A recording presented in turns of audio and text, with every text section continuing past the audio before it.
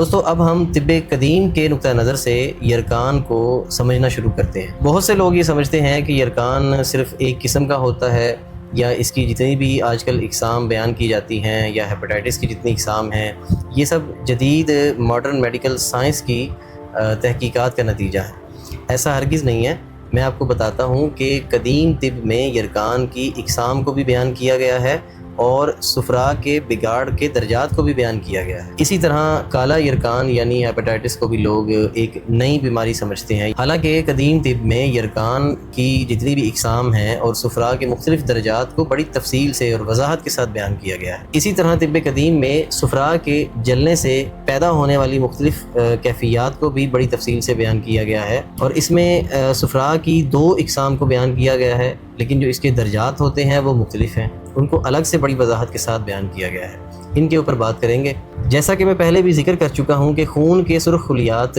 تکمیل پا کر جب دوران خون میں شامل ہوتے ہیں تو جب ان کی طبعی عمر پوری ہو جاتی ہے تو پھر یہ ٹوٹ پھوٹ کا شکار ہو جاتے ہیں۔ ٹوٹ پھوٹ میں جو مواد خارج ہوتا ہے اس میں فولاد اور صفراوی زردی مائل ایک مادہ جو ہے وہ بھی خارج ہوتا ہے۔ یہ وہی صفراوی مادہ ہوتا ہے جسے ماڈرن میڈیکل نے بلیروبن کا نام دیا ہے۔ یہ صفراوی مادہ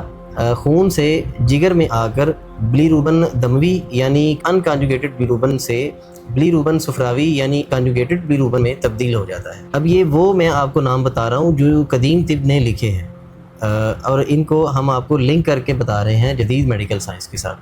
اسی طرح ہمارے پڑھے لکھے لوگ بات سمجھتے ہیں کہ یہ ساری جدید تحقیقات کے نتیجے میں یہ چیزیں سامنے آئی ہیں۔ ایسی بات نہیں ہے۔ بہت سی چیزوں کے اوپر قدیم طب نے بہت گہرائی میں جا کر کام کیا ہوا ہے، اسی کو جدید شکل میں ماڈرن میڈیکل سائنس نے بھی بیان کیا ہے۔ سب سے حیران کن بات یہ ہے کہ یرکان کے اوپر اتنی تحقیق قدیم طب میں اس وقت ہوئی جب کسی قسم کی کوئی مائکروسکوپ وجود میں نہیں آئی تھی۔ اس کے بعد یہ صفراوی مادہ اپنے افعال سر انجام دینے کے لیے سب سے پہلے جگر سے بائل ڈکٹ کے ذریعے یا صفراوی نالیوں کے ذریعے آنتوں میں آتا ہے، اور آنتوں کے بعد پھر کچھ جسم میں جذب ہو کر دوبارہ خون میں واپس جاتا ہے، اور پیشاب کے ذریعے بھی خارج ہو جاتا ہے اور پخانے کے ذریعے بھی۔ یہ بڑی تفصیل سے میں پیچھے ذکر کر چکا ہوں۔ عام حالت میں یہی بلیروبن جو ہوتا ہے وہ پتے میں ہی بائل کے ساتھ سٹور ہوتا ہے، اور ضرورت کے تحت وہاں سے طبیعت اسے استعمال کرتی رہتی ہے۔ تو اب یہاں پر ایک بات یاد رکھیں کہ جتنے زیادہ سرخ خلیات یا ریڈ بلڈ سیلز کی ٹوٹ پھوٹ ہوگی اتنا ہی زیادہ صفرا پیدا ہوگا، اور اس عمل کو تحلیل دموی کہا جاتا ہے۔ اب یہ وہ صفرا ہے جو جگر کے خلیات میں پیدا ہوتا ہے اور براہ راست وجود میں آتا ہے، اور آگے چل کر انہی کی کمی، زیادتی یا اخراج میں رکاوٹ جو ہے وہ امراض اور کیفیات کو جنم دیتی ہے۔ اب آتے ہیں یرکان مطلق کی طرف۔ یرکان مطلق اس کیفیت کا نام ہے جب جسم میں یہی صفراوی زردی مائل مادہ اپنی حد سے تجاوز کرتا ہے اور بڑھ جاتا ہے خون میں، تو اس کے نتیجے میں پھر جسم کے اندر یہ علامات ظاہر ہوتی ہیں کہ جلد پیلی ہونا شروع ہو جاتی ہے یا آنکھوں میں پیلا رنگ ظاہر ہونا شروع ہو جاتا ہے۔ اب اس کی ایک سب سے اہم وجہ یہ ہوتی ہے کہ بعض دفعہ آپ صفراوی یا غدی مزاج کی غذاؤں میں اتنی کثرت کرتے ہیں کہ جسم میں بائل بڑھ جاتا ہے، صفرا بڑھ جاتا ہے، جس کے نتیجے میں یرکان ظاہر ہونا شروع ہو جاتا ہے۔ اب یقیناً جب غدی تحریک کی غذاؤں کا زیادہ استعمال کیا جائے گا تو جگر و غدد کو خوراک زیادہ ملے گی، جس کے نتیجے میں جگر و غدد تحریک میں آئیں گے۔ جگر میں صفرا پیدا کرنے والے خلیات زیادہ متحرک ہوتے ہیں، جس سے جسم کے اندر بائل کی صفرا کی مقدار بڑھنا شروع ہو جاتی ہے۔ اسی طرح اگر قانون مفرد اعضاء کے حوالے سے بات کریں تو جگر و غدد میں تحریک ہونے کی وجہ سے جسم کے اندر خلط صفرا بڑھ جاتی ہے۔ اب یہاں پر ایک نقطہ میڈیکل سائنس کے حوالے سے بتا دوں کہ جدید میڈیکل سائنس یرکان کی کسی بھی قسم کو غذائی بے اعتدالی سے نہیں جوڑتی۔ ہاں، وہ آپ کو یہ تو کہہ سکتے ہیں کہ آپ نے فاسٹ فوڈ، مرغن غذائیں، تیز مسالہ جات یہ چیزیں استعمال کی ہیں، بازاری چیزوں کا استعمال کیا ہے، اس وجہ سے یرکان ہو سکتا ہے۔ مزاجن وہ کسی چیز کو آپ کو نہیں روک سکتے، نہ وہ اس چیز کا علم رکھتے ہیں کہ کون سی غذاؤں میں بائل زیادہ پیدا ہوگا اور کون سی غذاؤں سے بائل اعتدال پر آ سکتا ہے۔ یہ علم ہماری جدید میڈیکل سائنس نہیں رکھتی۔ جدید میڈیکل سائنس آپ کو صرف یہ بتائے گی کہ انفیکشن ہوا ہے، جراثیم کا حملہ ہوا ہے، یا کوئی وراثتی اثرات ہیں، یا اس کے علاوہ زیادہ سے زیادہ آپ کو یہ بتا دیا جائے گا کہ آپ نے کوئی بلیڈ، کوئی سرنج، کوئی سوئی، کوئی آپ کے جسم میں ایسی چیز داخل ہوئی جس کے اندر یہ جراثیم چلا گیا۔ تو اس طرح کی چیزیں آپ کو بتا سکتے ہیں، لیکن مزاجن یا کیفیاتی طور پر، غذائی طور پر یہ بیماری آپ کو کیسے ہو سکتی ہے، اس حوالے سے جدید میڈیکل سائنس کی کوئی تحقیق نہیں ہے، اور غذاؤں کے مزاج یا تاثیر کا جو علم ہے اس تک جدید میڈیکل سائنس کو پہنچنے میں ابھی نہ جانے کتنے برس اور لگیں گے۔ میں حکیم دانش سیاح اور مطب ابن طبیب کی ہماری جو ٹیم ہے یہ ان پیچیدہ تحقیقات کے اوپر بڑی ہی گہرائی میں جا کر ہم ان کے اوپر کام کر رہے ہیں، اور انشاءاللہ بہت جلد طب کے حوالے سے، جدید سائنس کے حوالے سے بڑے ہی پیچیدہ اور بڑے ہی گہرے علمی اور تحقیقی ٹاپکس آپ کے لیے لے کر آئیں گے، اور انشاءاللہ بہت جلد طب کے حوالے سے آپ کے سامنے بڑی تحقیقات پیش کریں گے انشاءاللہ، اور اس کے ساتھ ساتھ علم الابدان کا بھی ہم آغاز جلد ہی کرنے جا رہے ہیں انشاءاللہ۔ جو حکیم پروفیسر محمد ضیاء صاحب میرے والد صاحب ہیں، انہوں نے اس کا آغاز کیا تھا، اور وہ اس چیز کے خواہش مند تھے کہ لوگوں کو علم طب سے جو دلچسپی رکھتے ہیں، جو سیکھنا چاہتے ہیں، جو حکماء حضرات ہیں، جو بڑی گہرائی میں ان چیزوں کو نہیں سیکھ پائے، یا کوئی ایسا پلیٹ فارم نہیں ہے جو ان کا سبق دیتا ہو یا اس طرح کی تحقیقات پیش کرتا ہو، اس حوالے سے حکماء کے حوالے سے علم الابدان کے نام سے ہمارا یوٹیوب چینل ہے انشاءاللہ۔ اس پر کچھ ویڈیوز حکیم صاحب نے ڈالی تھیں، اس کا آغاز کیا تھا، لیکن اللہ کی رضا تھی کہ وہ آگے نہ بڑھ سکا کام، تو انشاءاللہ ہم یہ عزم کرتے ہیں کہ اس چینل کو، اس کے کام کو ہم لے کر چلیں گے، اور اس میں ہم جتنے بھی حکماء ہیں، جتنے بھی ڈاکٹر حضرات ہیں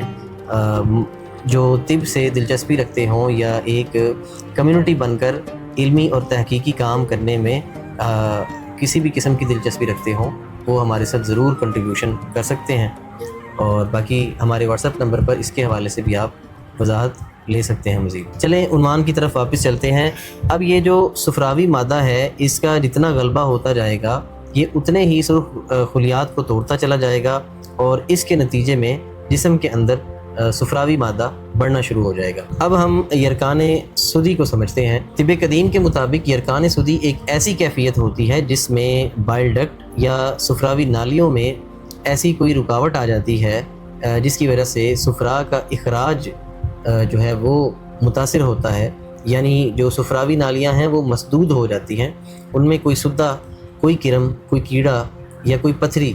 کسی بھی قسم کی رکاوٹ پیدا کر دیتی ہے، جس کی وجہ سے صفرا کا اخراج جو ہے وہ متاثر ہو جاتا ہے۔ اس حالت میں صفرا کی پیدائش متاثر نہیں ہوتی، جگر صفرا بناتا رہتا ہے، لیکن اس کے جو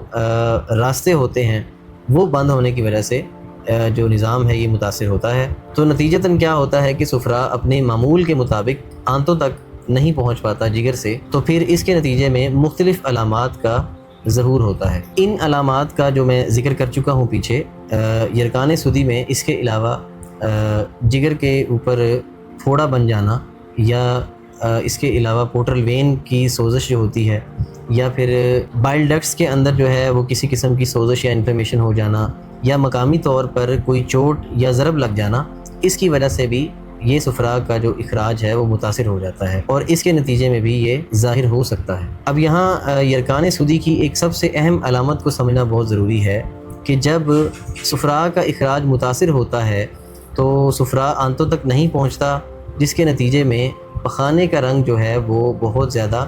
بھورا یا سفیدی مائل ہو جاتا ہے۔ تو اسی طرح یرکان سودی میں یعنی کہ صفرا کی پیدائش مسئلہ نہیں ہوتی، بلکہ صفرا کا اخراج جو ہے اس میں رکاوٹ یہ مین مسئلہ ہوتی ہے۔ جب صفرا اپنے طبعی راستوں سے اخراج نہیں پاتا اور رکاوٹ کا شکار ہوتا ہے، اس کی جتنی بھی علامات ہوتی ہیں وہ جسم پر ان کا اظہار شروع ہو جاتا ہے، جس کے نتیجے میں یرکان کی مرض پیدا ہونا شروع ہو جاتی ہے۔ اب ہم طب قدیم کے مطابق یرکان کی ایک قسم یرکان سمی کو سمجھتے ہیں۔ یرکان سمی وہ کیفیت ہے جس میں کسی خلطی یا جراثیمی زہر کی سمیت کی وجہ سے صفراوی نالیوں میں یا بائل ڈکٹس میں رکاوٹ پیدا ہونا شروع ہو جاتی ہے، جس کے نتیجے میں جگر کے خلیات متاثر ہونا شروع ہو جاتے ہیں۔ جب جسم میں یہ زہریلے اثرات بڑھتے ہیں تو التہابی کیفیت یعنی انفلیمیشن پیدا ہونا شروع ہوتی ہے۔ اس التہاب یا انفلیمیشن کے نتیجے میں مجاری میں ورم پیدا ہو جاتا ہے، جس کے نتیجے میں پھر صفرا کا بہاؤ بھی متاثر ہو جاتا ہے، اور پھر بعض حالات میں اس حد تک کیفیت بڑھ جاتی ہے کہ صفراوی نالیوں میں خرابی پیدا ہونا شروع ہو جاتی ہے، اور صفرا خون میں دوبارہ واپس شامل ہونا شروع ہو جاتا ہے۔ اس کے نتیجے میں صرف خون ہی نہیں بلکہ صفراوی مجاری جو ہے وہ بھی متاثر ہو جاتی ہے، اور پھر دوران خون کے ذریعے یہ زہریلے اثرات، یہ سمبیت جو ہوتی ہے، یہ پورے خون میں پھیل کر جسم میں مختلف اعضاء کو متاثر کرنا شروع کر دیتی ہے۔ اب یہاں پر ایک بات بتاتا چلوں کہ جب تحلیل دموی کا عمل شروع ہوتا ہے تو صفرا بھی کیمیاوی طور پر خون میں شامل ہونا شروع ہو جاتا ہے۔ اس کو غدی عضلاتی تحریک کہتے ہیں۔ اسی طرح جب زہریلے اثرات کی وجہ سے یا سوزش اور التہاب کی وجہ سے، انفلیمیشن کی وجہ سے جو صفراوی نظام ہے وہ بگڑنا شروع ہو جاتا ہے، یعنی جگر و غدد کا جو فیل ہوتا ہے وہ متاثر ہوتا ہے، جس کے نتیجے میں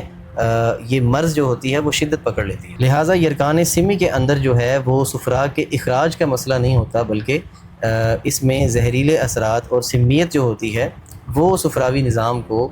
بگاڑتی ہے، جس کے نتیجے میں صفراوی نالیاں اور جگر کے خلیات دونوں متاثر ہوتے ہیں۔ اگر ہم ان تینوں اقسام کو ایک ساتھ دیکھیں، یرکان مطلق میں صفراوی مادہ کی زیادتی اور تحلیل دموی کا جو پہلو تھا وہ نمایاں تھا، اور اسی طرح سے یرکان سودی میں صفراوی راستوں کی جو رکاوٹ تھی وہ بنیادی مسئلہ تھی، جبکہ یرکان سمی میں زہریلے اور التہابی عوامل صفراوی نظام اور جگر دونوں کو متاثر کرتے ہیں۔